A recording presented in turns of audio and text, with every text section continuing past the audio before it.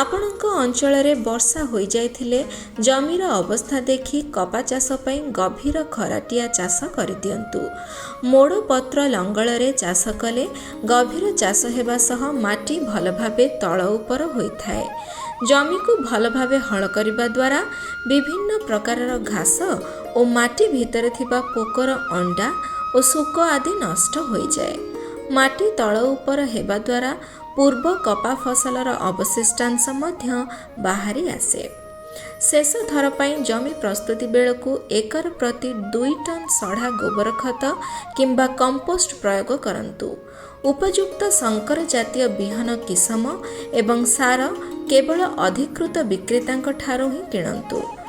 ବୃଷ୍ଟିପୁଷ୍ଟ ଅଞ୍ଚଳରେ ଡେରିରେ ହେଉଥିବା ଶଙ୍କର ଜାତୀୟ କପା କିସମକୁ ଜଳସେଚନ ସୁବିଧା ନଥିଲେ ଚାଷ କରନ୍ତୁ ନାହିଁ।